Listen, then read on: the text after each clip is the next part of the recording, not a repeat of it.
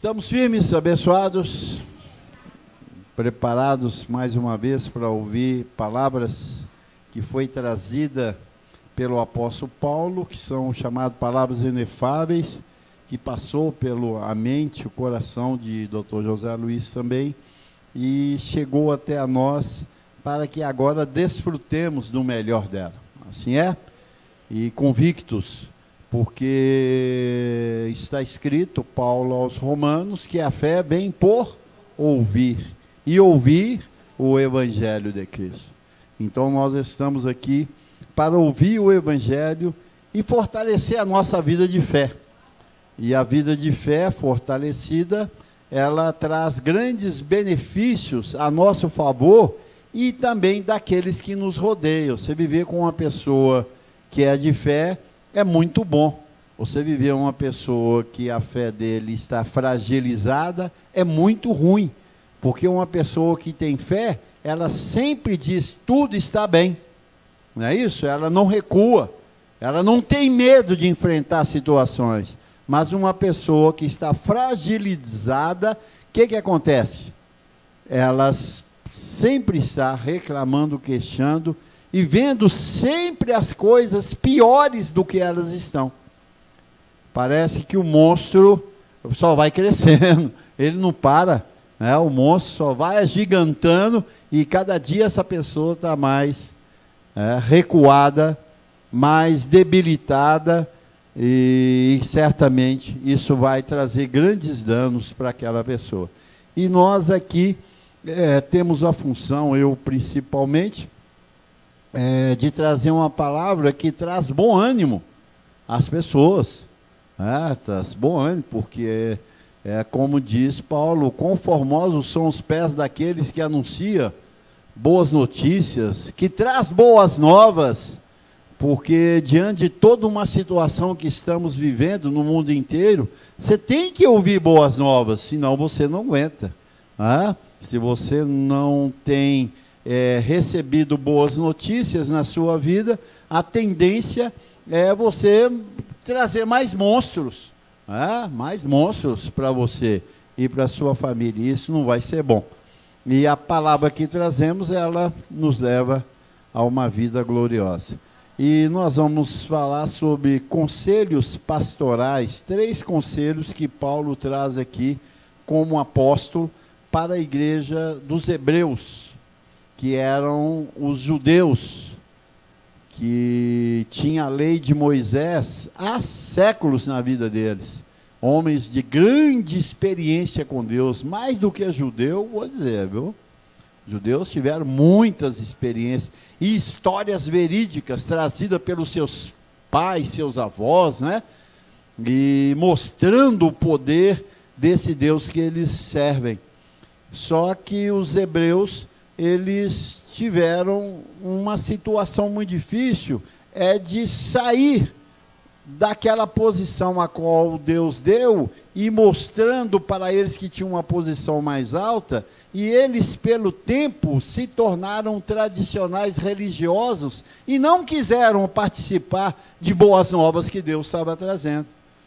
E o apóstolo Paulo, com sabedoria, como hebreu também, como judeu, que recebeu essa boa palavra no terceiro céu, começou a trabalhar na vida deles, porque Paulo almejava os seus irmãos, como ele diz, aos meus irmãos, eu quero também que eles venham a conhecer essa glória que Deus me revelou.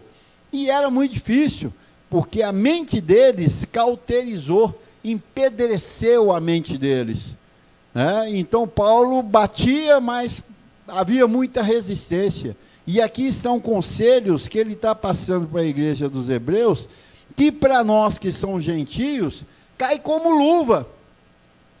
Cai como luva na nossa vida. Porque nós não temos a tradição judaica. Não temos. Porque para ter a tradição judaica, você tem que viver anos e anos. Nós temos, vamos dizer assim, anúncios, trazidos pelo sistema de coisas judaicas, mas que os gentios não conseguem viver na íntegra. Não conseguem.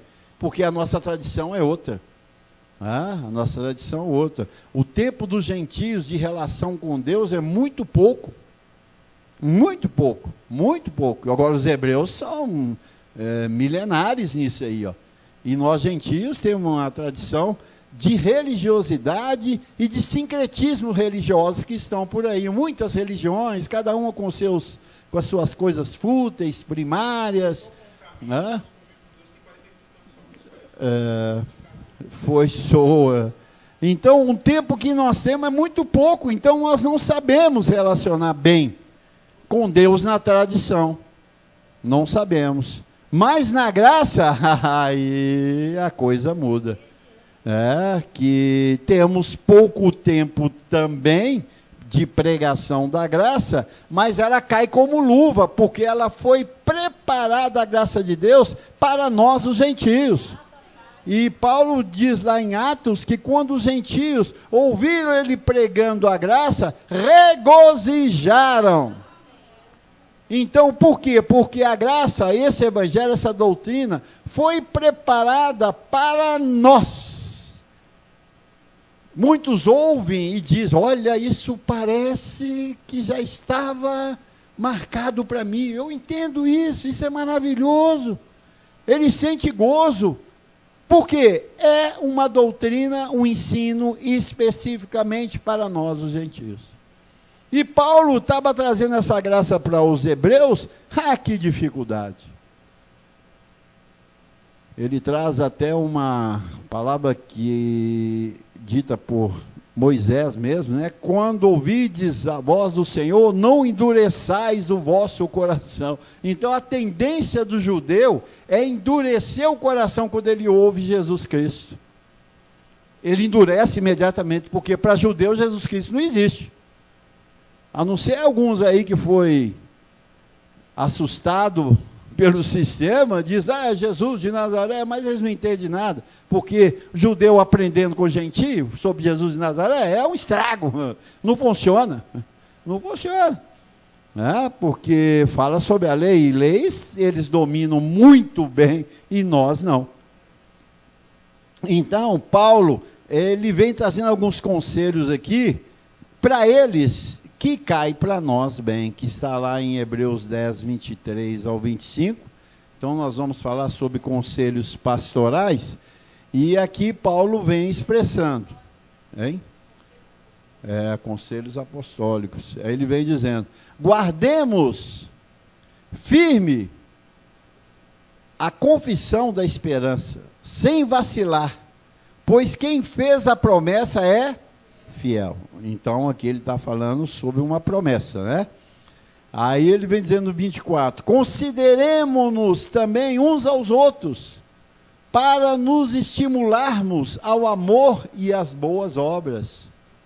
Não deixemos de congregar-nos, como é costume de alguns. Antes, façamos admoestações, e tanto mais quanto vedes que o dia se aproxima. Que dia? O dia do Senhor. Esse dia se aproxima. Então, nós temos que estarmos firmes dentro dos conselhos, porque hoje tem conselho do trono da graça, e você precisa de acatá-lo, porque é ele que vai te estimular a viver uma vida boa. Assim é, abençoado? E nós falamos na semana passada sobre os inimigos da cruz, porque tudo isso aqui é uma sequência. Não é que nós falamos um assunto e depois muda totalmente para o outro. Não, é uma sequência. Nós estamos com várias matérias e vários assuntos a ser colocados na sobreedificação. Porque nós estamos na sobreedificação, assim é, pessoal? E essa palavra sobreedificação, ela incomoda alguns que passaram pela edificação e agora não querem estabelecer-se na sobreedificação.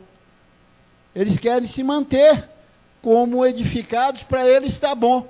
É como o sistema, né? Que pegou o fundamento de Jesus de Nazaré e para eles está bom daquele jeito. E Deus não quer que nós acostumemos parados.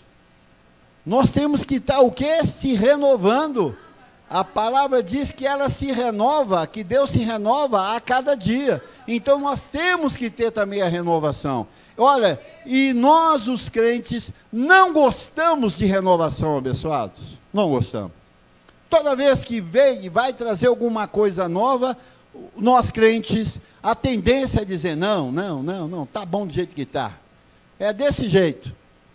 E nós temos visto os nossos irmãos que passaram pela edificação resistindo duramente à sobre-edificação. Porque eles querem ficar na edificação. E aquele que o trouxe, que foi o doutor José Luiz. E fizeram a ele agora até de idolatria. Idolatria, que ainda faz a apresentação quando ele vai pregar. Quando era no tempo da edificação, o colaborador que faz a pregação, agora recebamos então o nosso Deus, o nosso Pai. Aí ele aparece, todo mundo bate palma para ele. Você bater palma para quem está morto, rapaz? Isso é loucura. Isso é loucura. Isso é uma pessoa que está totalmente sob o efeito de idolatria. É assim que fazem os nossos irmãos católicos. Não é assim?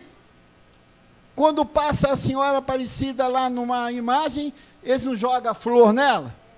Não joga? Ela lá com aquele, mexer que era paro, né? Que as pessoas carregando, ó, você vê, andouro, né? Carregando e jogando flor nela e batendo palma, viva, viva! Não é assim? Viva! Aí passa Jesus depois também, de Nazaré, carregado, todo mundo, viva Jesus, irmãos, viva Jesus! Idolatria, rapaz, quem morreu não pode ser mais ponto de instrução para ninguém, porque se for, é idolatria. Isso está doendo na mente deles, porque eu falei que eles são idólatras, vocês são idólatras. Eles dizem, quem é você para falar isso? Com que autoridade eu falo em nome do Senhor? E pela graça na sobreedificação. E precisamos de ser renovados. Precisamos de ser renovados. Eu sei, meu irmão, que quando uma pessoa ama muito a sua mamãe, ou seu papai, quando perde, eita, você tirar da mente dele que o papai e a mamãe morreu, você tem que ter até cuidado, porque senão você coloca aquela pessoa em depressão.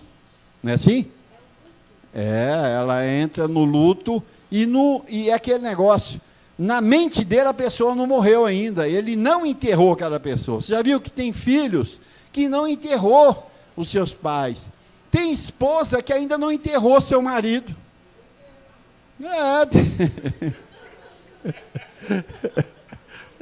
Tem esposa que não enterrou seu marido ainda.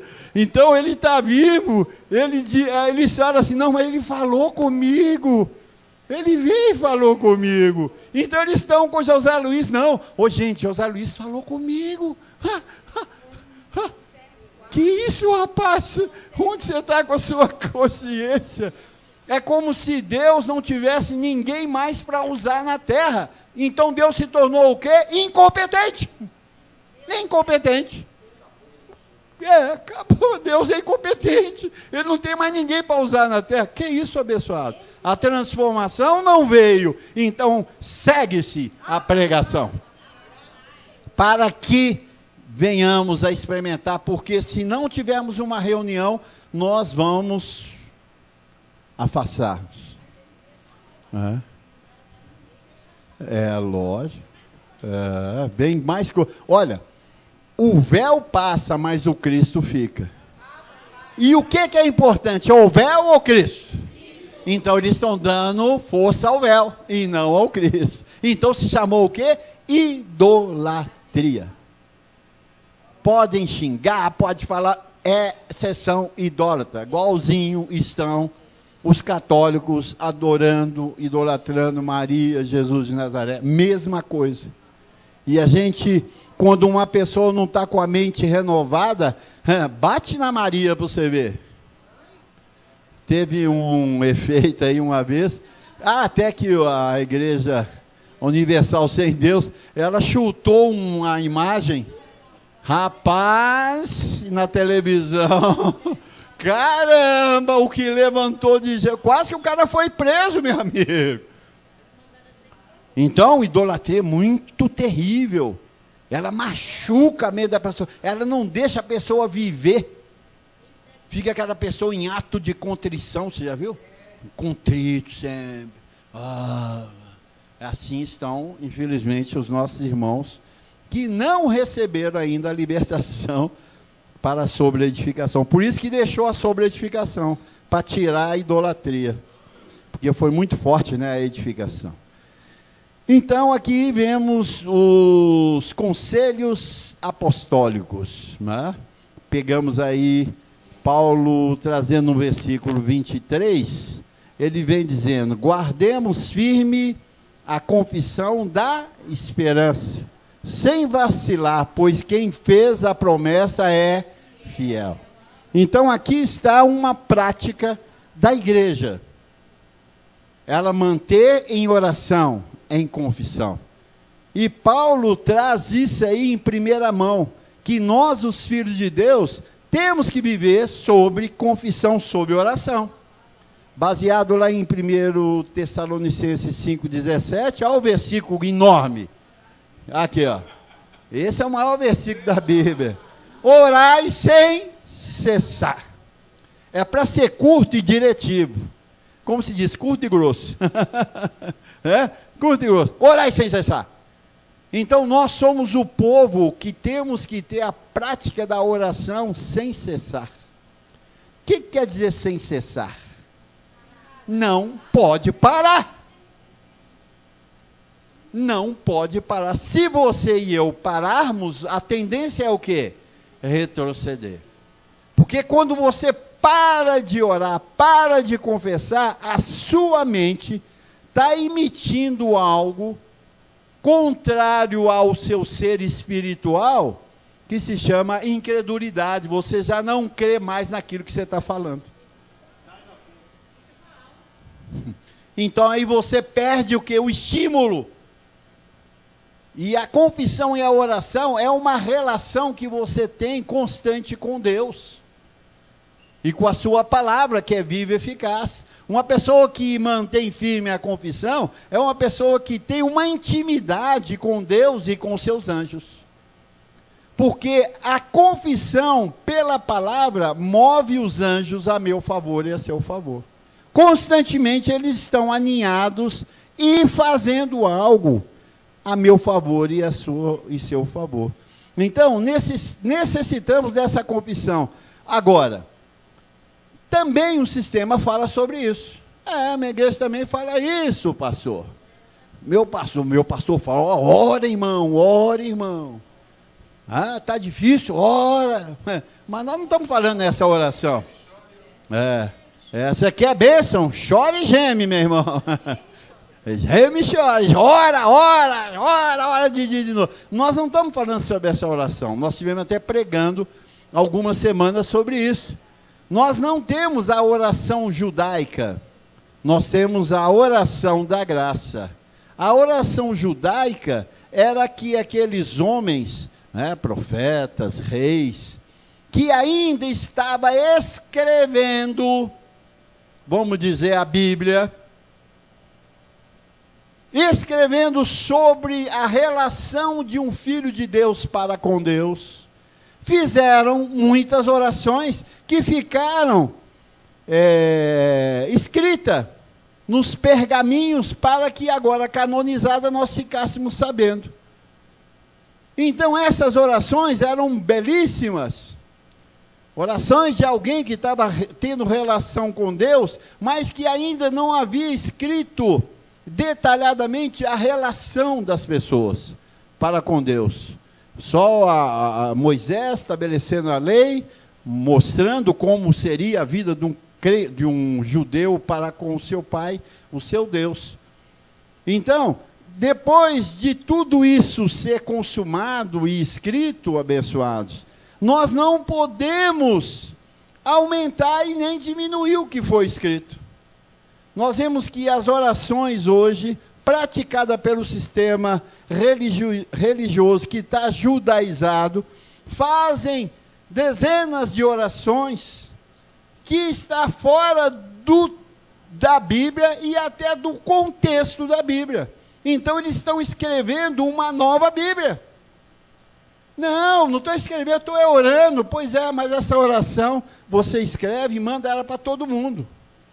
E diga, olha, façam isso aí tantas vezes por dia e envia para mais 15, 20 pessoas que você vai receber a sua bênção. Ele está escrevendo uma nova Bíblia. Está escrevendo uma nova Bíblia. Está escrevendo um novo Deus na terra. E nós sabemos que isso aí não funciona, abençoado. Porque essa oração judaizada, ela não tem valor porque ela invoca um Deus sem Jesus de Nazaré, ou sem Jesus Cristo. Ela invoca um Deus sem Ele. E nós estamos depois da cruz e não antes da cruz. Então esses conselhos, Paulo traz aqui agora, mudando a fórmula de como orar, de como falar com Deus. E não aquela que Jesus de Nazaré ensinou. Quando Jesus de Nazaré ensinou o pessoal a orar, como é que ele orava? Pai nosso que estais no céu, santificado seja o vosso nome, venha a nós o vosso reino, seja feita a sua vontade. Então, como nós falamos, isso não era para falar, isso era uma instrução de quando eles orassem depois da vinda de Jesus de Nazaré, teria que se orar com aquela instrução. Olha, quando você orar, você diz, Pai nosso, saiba que Ele está onde? Lá no céu. Quando você orar, você olha para o céu. Não era para você orar, Pai nosso que está no céu, porque Ele já está mesmo. Você que não sabia, Jesus falou, vocês que não sabiam, mas Ele está no céu. Santificado seja o vosso nome, venha a nós o vosso reino. Então eles estavam sendo instruídos que quando orar, aqueles conselhos estariam na mente deles, para a prática da oração dos judeus, segundo a lei. Nós não somos judeus, nós somos gentios. Então os gentios têm outra instrução, que você e eu precisamos de saber disso. Para que quando abrir a nossa boca, saibamos relacionar com o Pai, segundo a graça, e não segundo a lei. Então nós não oramos como Jesus de Nazaré, no seu tempo de carne, o Pai Nosso, mas nós oramos segundo aquilo que está escrito, trazido por Paulo. Aqui ele diz, volta lá, Tiago, em Hebreus 10, 23, guardamos firme a confissão da esperança, sem vacilar, pois quem fez a promessa é fiel. Então, Paulo aqui exime a igreja de sacrifício, porque ele não está vivendo a lei. Era simplesmente agora por o quê? Expressão, sem sacrifício. Porque Deus não agrada de sacrifício, mas sim de o quê? Obedecer a sua palavra. Então Paulo mostra claramente que há uma nova forma de relacionar com Deus e tomar posse da promessa a qual foi feita para a vida daqueles judeus e para nós nos dias de hoje. É o quê? Guardar firme a confissão. Você tem guardado que você é mais que vencedor? Você tem guardado? Você ainda tem falado, e hoje o bicho está pegando. Não é assim? Você tem guardado que você já está curado e sarado pela chaga de Cristo? Você tem guardado isso, você diz, e o bicho está... Hoje está bom não, rapaz. Você tem guardado que todas as suas dívidas você, pela fé, já tem elas pagas? Você tem guardado isso? Ou você está dizendo, não vai dar não? Guardemos firme. Qual a confissão? Que o Senhor já nos abençoou com todas as bênçãos. Todas as bênçãos. Ele diz que supre cada uma das nossas necessidades em Cristo Jesus. Você tem guardado isso, abençoado? Guardemos firme a confissão da esperança, porque aquele que prometeu é o quê? Fiel. Agora, você tem que guardar. Paulo diz, aquilo que eu criei, isso falei. Aquilo que nós cremos, isso também falamos. Porque o que você fala agora com a sua mente renovada, você tem que guardar isso. E como é guardar? O que não deu ontem, vai dar hoje. Porque eu sei que aquele que prometeu é fiel. Não pode entrar dúvida.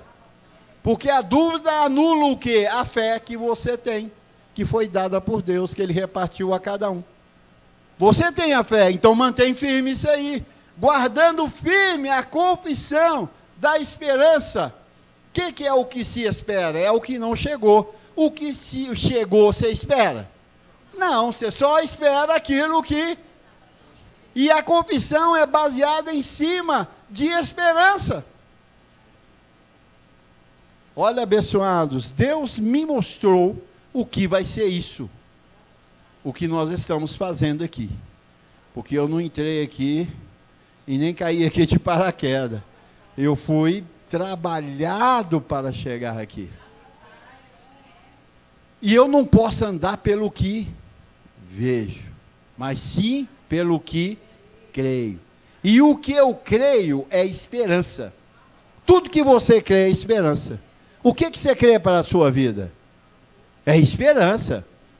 Agora, para essa esperança ficar viva, o que você tem que fazer? Manter firme, guardar firme essa confissão. Não, eu creio, eu recebo. Hoje é o melhor dia.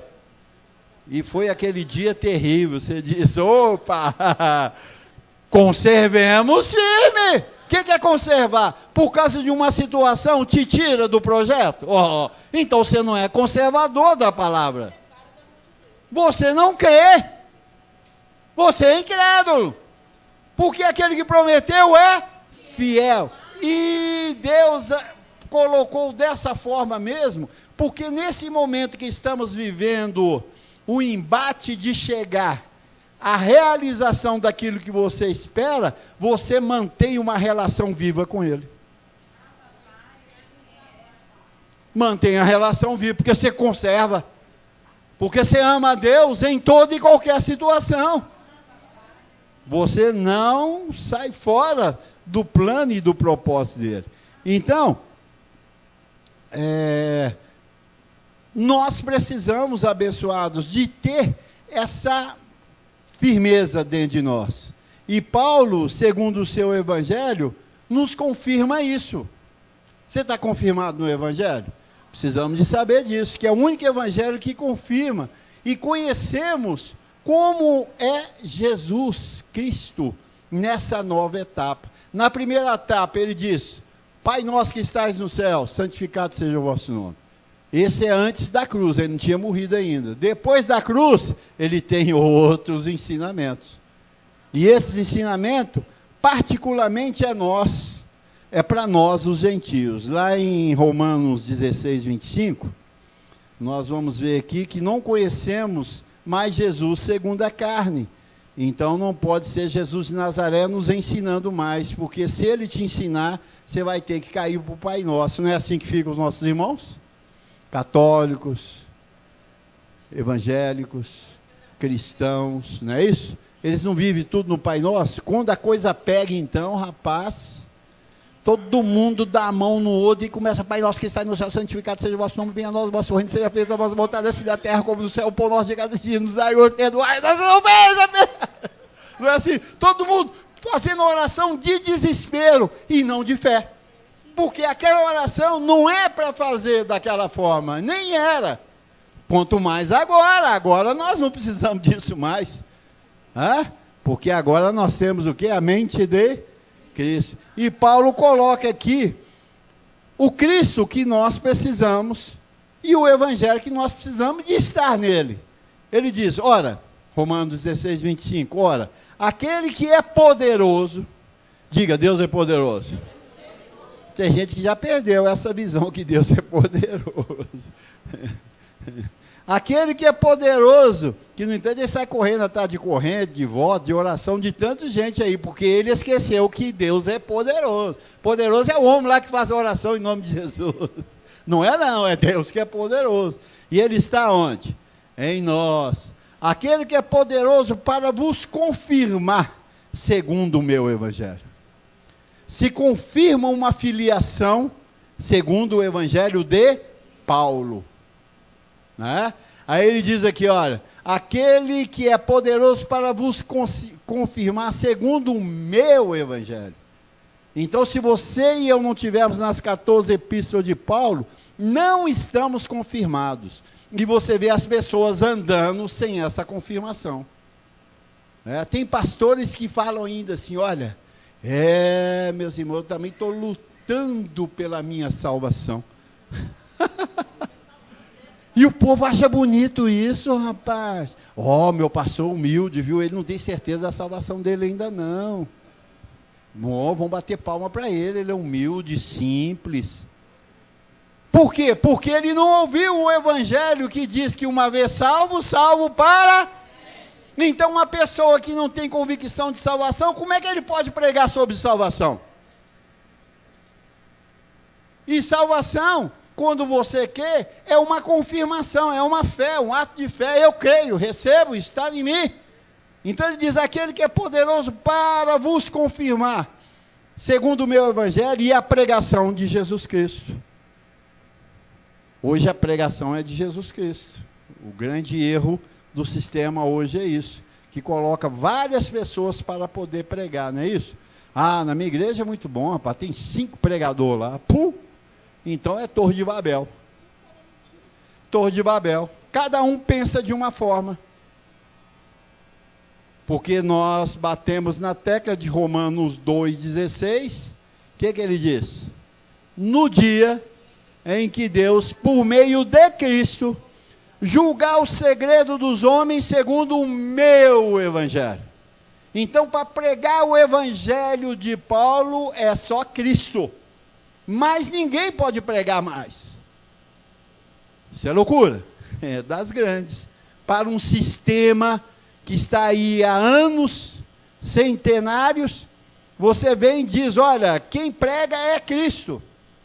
Mas como é que Cristo vai pegar na vida de um homem, de um véu, que ele separa, para que possa trazer esse evangelho? Não, aqui nós temos pastor fulano, ciclano, beltrano, apóstolo, missionário, um diácono, um colaborador ali. Deus dá a palavra para todo mundo. Isso é burrice, abençoado. Porque essa pessoa não conhece a palavra. Ele diz que Deus viria em Cristo para julgar os segredos. Julga com o quê? Pregação, palavra que desentoca tudo. Se não for Cristo que está ministrando,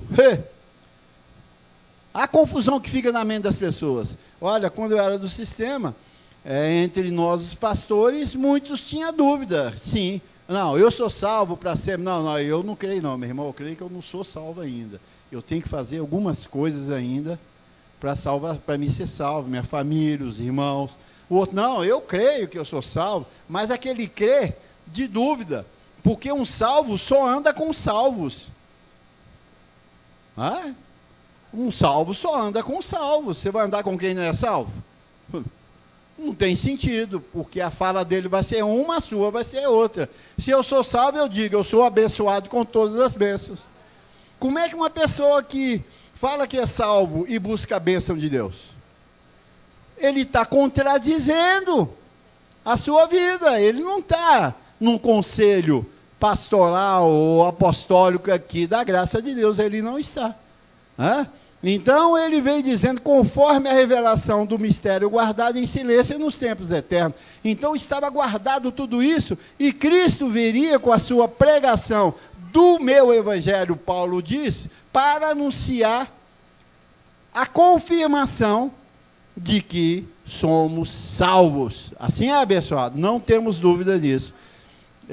Lá em Romanos, lá em 2 Timóteo 2,8, o que ele diz aqui? Olha, lembra-te de Jesus Cristo, ressuscitado. Ele não falou Nazareno, ele não falou antes da cruz.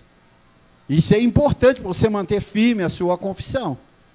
Porque senão ela sai fora da afinação e os anjos não te ouvem. Lembra-te de Jesus Cristo. Então sempre lembramos de Cristo, não é isso? Sempre. Ressuscitado, não o Nazareno, de entre os mortos, descendente de Davi, segundo o meu evangelho. Então, se você quer conhecer o Jesus Cristo, só Paulo tem a receita, mais ninguém.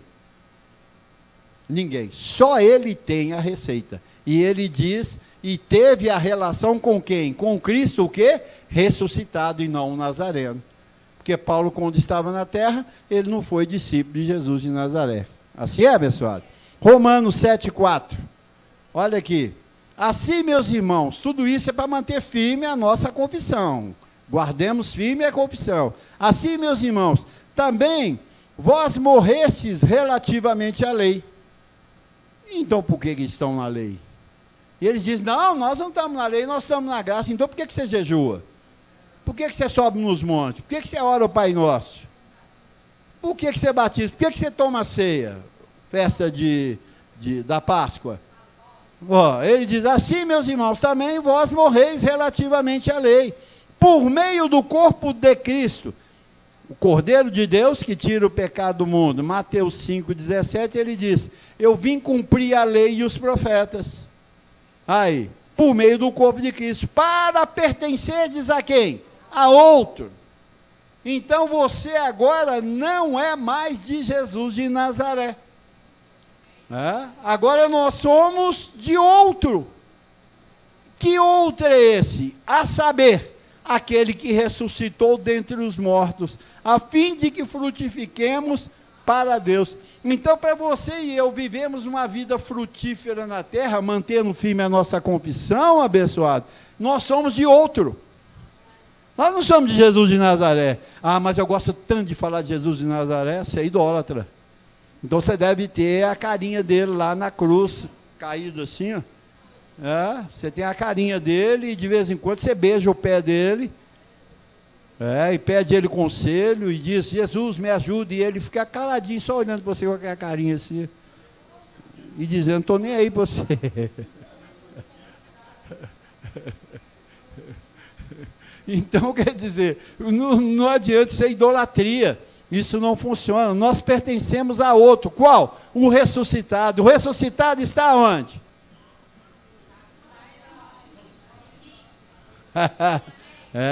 Se ele estiver ainda lá no céu, eita, aguardamos o nosso Senhor. Paulo diz, aguardamos o nosso Senhor que está nos céus.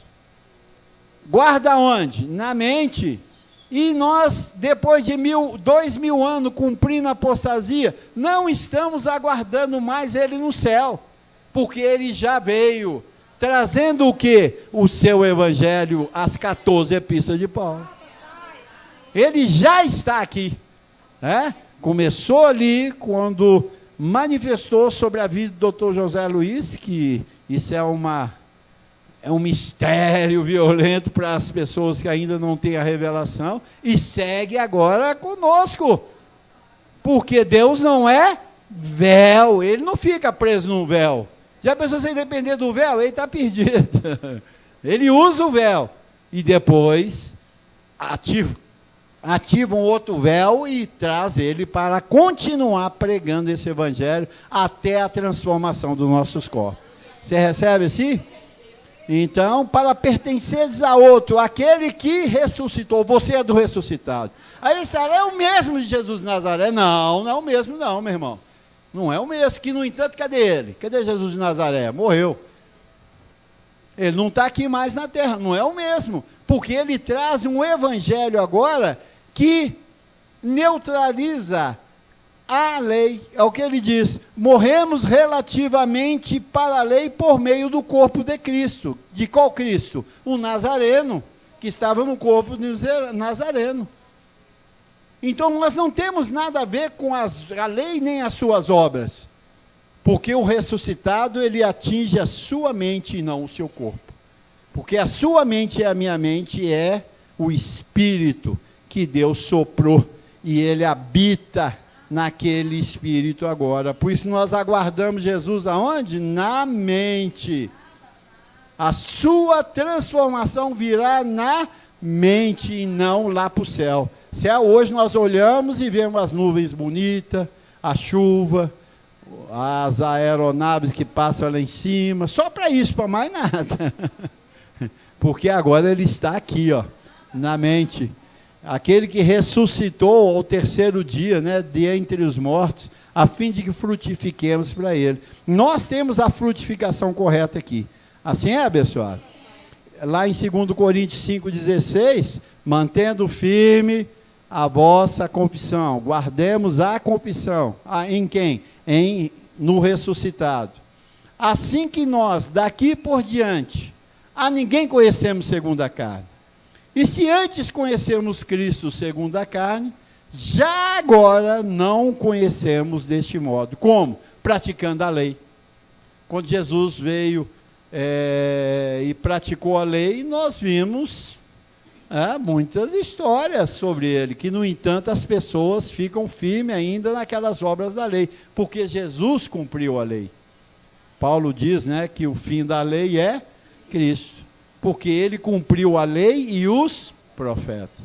Então esse é um conselho pastoral e apostólico para que eu e você mantemos firme a confissão, porque o ressuscitado está em nós e ele diz, e desta forma frutifiquemos para ele.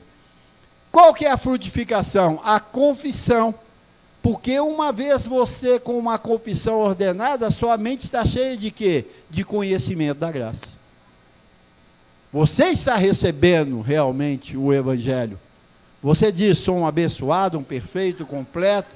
Todos os dias você fala isso, a mesma coisa. Então você o quê? Conserva.